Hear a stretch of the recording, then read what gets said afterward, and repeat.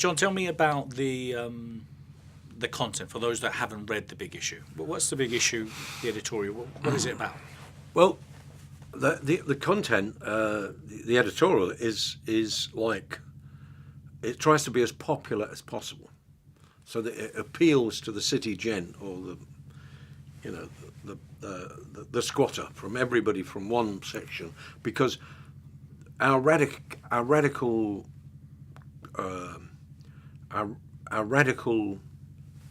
intention is that we sell as many papers as possible, so that the vendors can make a decent living, so they don't have to resort to anything else. So we have to be very wide, broad, and sometimes we're shallow, but the press, as you know yourself, is incredibly shallow. Yeah. So we put in a bit of stuff about who's doing what to whom, a bit of celebrities. We stick in, we're always involved in some campaign, whether we're campaigning over something around education, or whether we're campaigning around the cold weather support that old people get or old and invalid people get when their heating bills go up, double throughout the winter.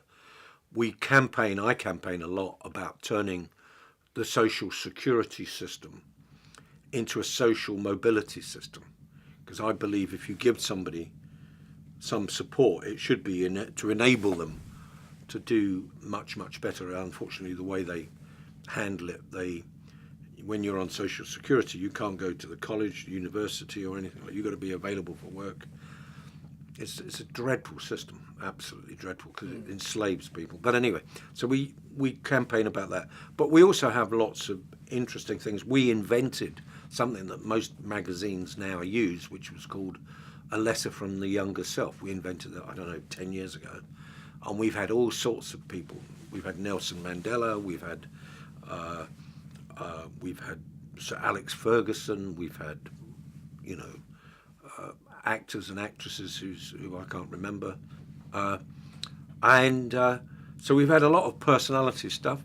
We've had quite a lot of, and we do get quite a lot of support from people who write stuff for us, one-off, and some people who write columns. We've had, I forget his name. He's a famous footballer who's gone overseas now, Barton. Mm-hmm.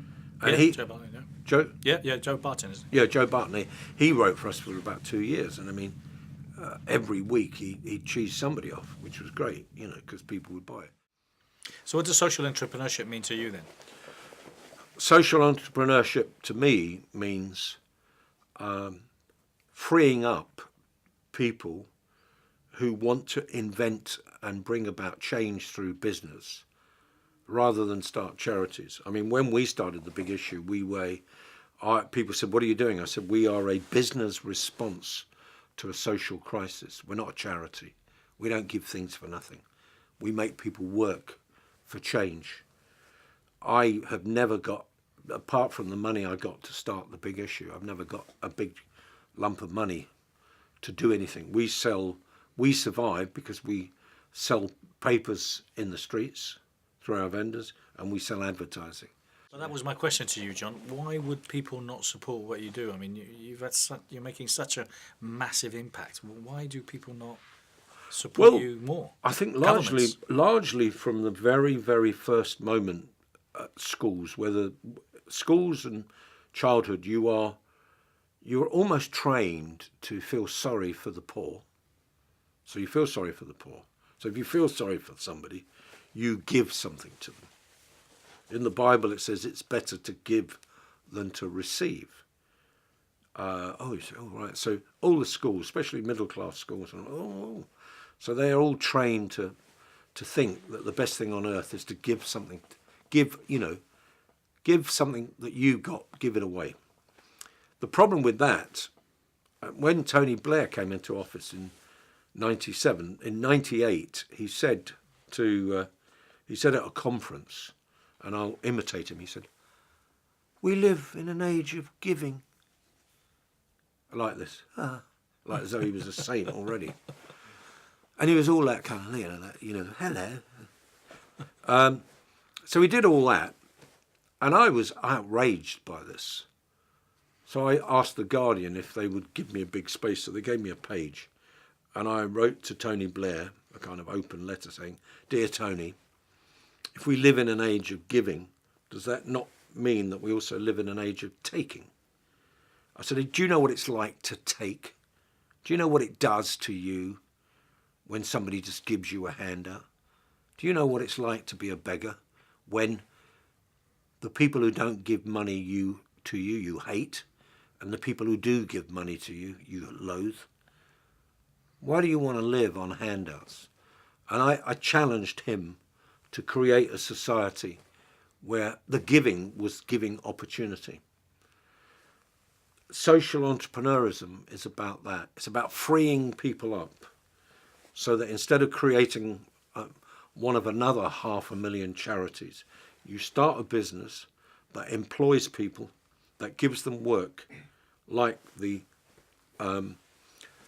many businesses that we've got involved in. A soap factory in Inverness, which takes in young people who have got physical and mental health problems, and they produce soap. So they get a job out of it, they get support out of it, they get comradeship and meeting with lots of other people. It's one, if your work, one of the greatest thing about work is the other people you work with. I was just coming through the tube there, and I saw one of the ticket guys, and he was talking to his mates, and they're all sharing a joke, and they're all, "I'm going home now, and do you want to come down the pub?"